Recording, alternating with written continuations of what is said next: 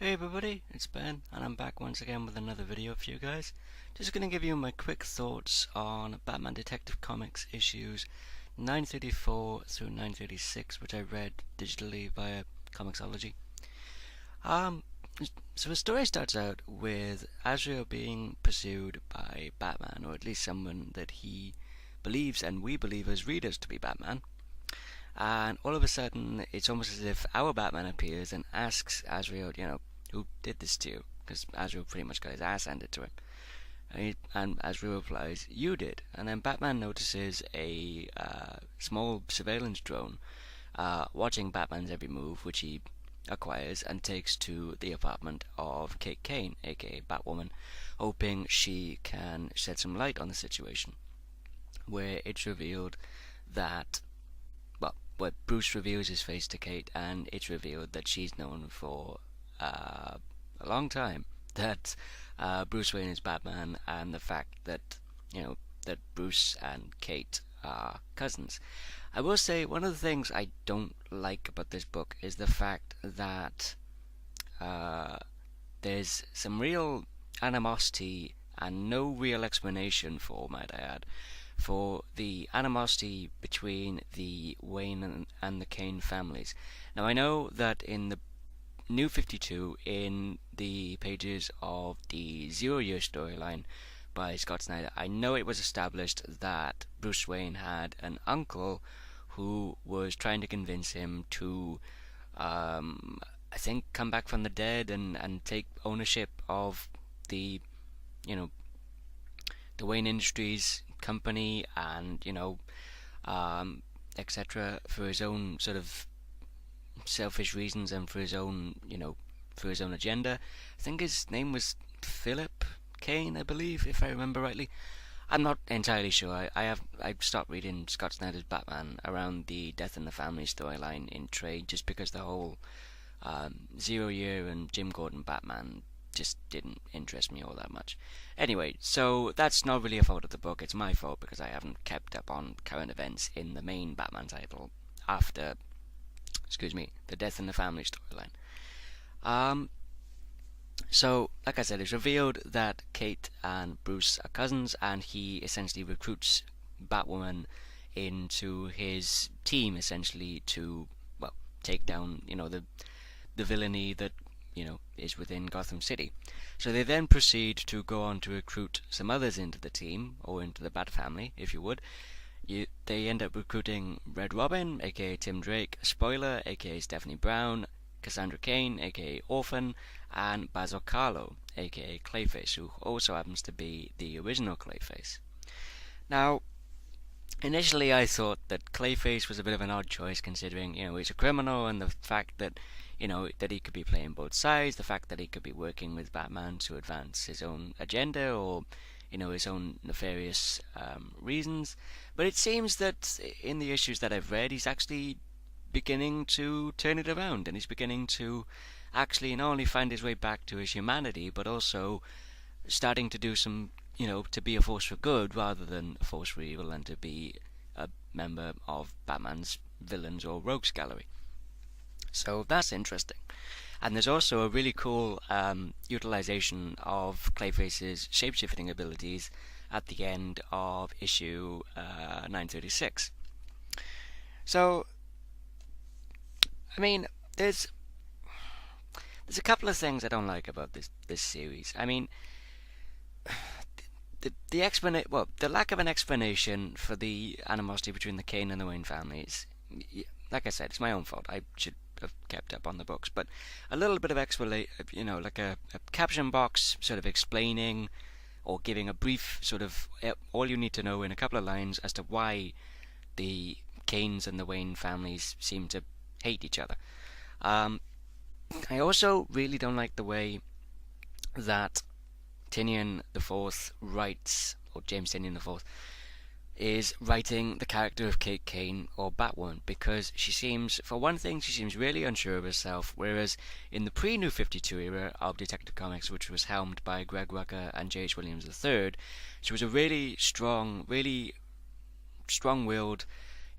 strong female character with, a great sense of who she is and being incredibly comfortable as to who she is and what she was doing in terms of her vigilante activities as the Batwoman, as well as being comfortable in herself, in her sexuality, in her personal life, because obviously, as we all know, during the time when Kate was in the military, she was eventually kicked out of the military for being a lesbian. But here, she's written as really unsure of herself, and she also seems to be, dare I say it, but she seems sort of too militaristic. She seems like just this soldier without any sort of purpose, if you will. And another thing I don't like about it is the animosity that comes up between Tim and Kate in the page of the first issue, the second issue, 935, when they are essentially set up in this belfry in Gotham, and they're going through this training sequence. And Tim basically voices his feelings that, he feels that he's had enough training, the fact that he thinks that he's good enough, but he also feels that Kate is pushing the others, meaning Steph, Cass, and Basil, far too hard, far too early, and she's sort of going for perfection right out of the gate, whereas Kate actually counter-argues by saying that Batman has forbade you from going out into the city as a unit until he feels that he feels that Kate's done her job in terms of training these kids, these individuals up to work as a unit, to work in unison, to work as a cohesive, unit of crime fighting, rather than, Steph's trained to a certain extent, but she's not quite refined. Tim's a really good fighter. Cassandra's a really good fighter. In fact, Kate actually makes the remark that she feels that Cassie is the best fighter among the group, and Clayface's powers aren't really getting utilized in the early issues as of yet, apart from the ending of 936, which I'll get to in a minute. But that's another thing. Clayface seems a bit underutilized at the moment, considering, I know we're still early in the storyline, but he seems a bit sort of underutilized and a bit useless until the end of 936 anyway. Sorry, I'm working off my notes. I really like the fact that there's an exchange between Bruce and Tim while they're standing on the rooftop, and Bruce actually acknowledges the fact that, to him at least, Tim was a Robin. Perhaps I'm reading too much into it. Perhaps that's DC sort of apologizing for the whole New 52 thing when they said that Tim Drake was never a Robin, he was always Red Robin, which he did take on he created the mantle of Red Robin at the end of the Robin ongoing series, and then went into Red Robin for 26 issues. Red Robin for 26 issues, sorry. Under the pen of Christopher Yost. Chris Yost. So he sort of created the mantle of, or reshuffled the mantle of Robin into Red Robin, and then became Red Robin for a long time after that. So it's a really cool moment of Tim, being acknowledged by Bruce, the fact that he was at Robin, at least to him anyway. I also really like the fact that the relationship that's showcased between Tim and Stephanie is, it's a really fun dynamic and a really fun relationship between the characters. I really like the dialogue exchange between the two of them and the relationship that's showcased. There's also a really funny moment in 935 where Cassie's seemingly like dropping off something. Could be change of clothes, could be Chinese food, I don't know. But it's just a really funny moment of them just about to kiss, and then Cassie just appears in the window. I just thought that was really funny. There's also a really funny moment where Cassie is told by Steph to pretty much be elsewhere this evening, and just the dialogue between herself and Tim was really funny in that particular moment. I also just, it's funny, I enjoy, well, the 3 issues I've read, I've enjoyed. Don't get me wrong, it's a good book. I'm not saying it's a bad book. I enjoy it, but I've got my issues with it, no pun intended, at the same time as enjoying it.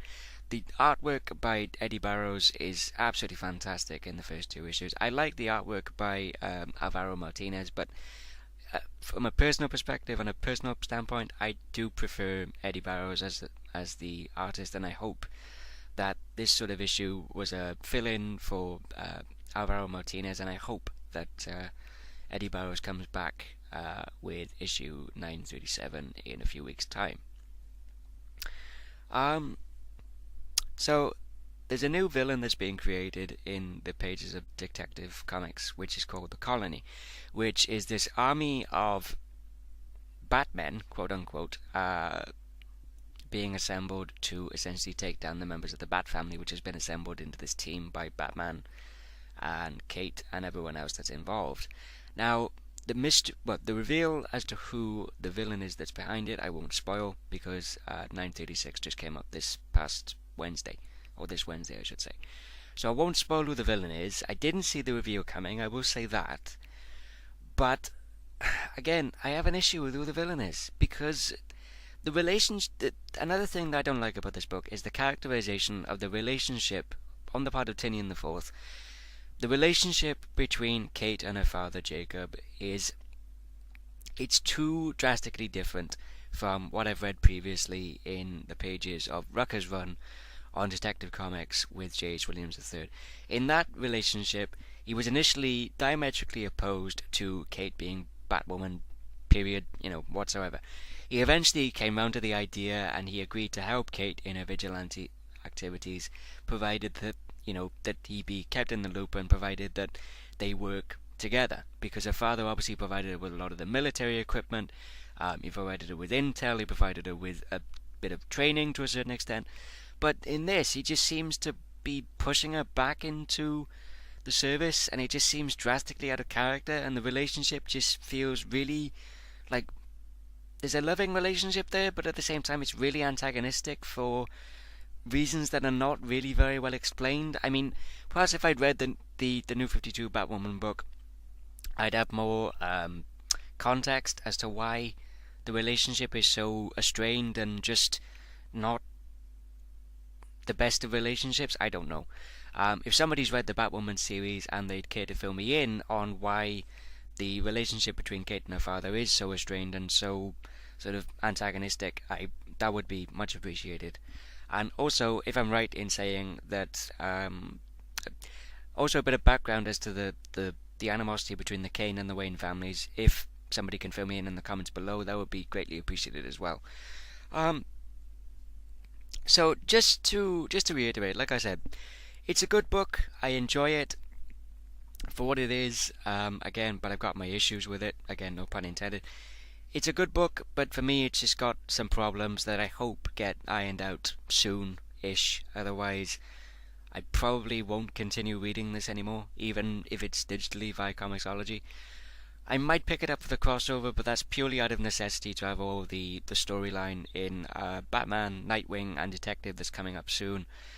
I don't know. I have my reservations about this before picking it up anyway, because of the generally sort of polarizing opinions as to James Tynion IV as a writer. I know he was Scott Snyder's protege for a while, and I know, or I believe that, being Snyder's protege, I hoped some of the really good writing that Snyder can do, I hoped would rub off on Tynion. I don't know. I mean, I perfectly understand and respect that, people out there, they're really enjoying this book so far.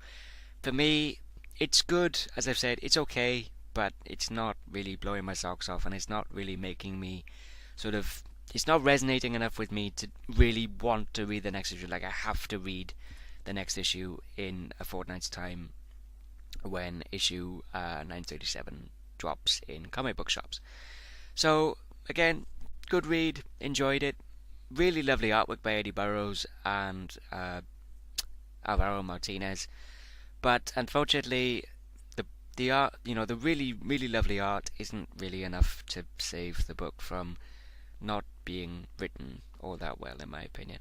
But as I've said, this is my opinion. Take it, with a grain of salt. Everyone's entitled to their own opinion. This is just mine. So, thank you everybody, as always, for watching. Hope you all enjoyed. As always, feel free to leave a comment below in the comment section. Rate the video up or down. If you liked it, give it a thumbs up. If you didn't like it, thumbs it down.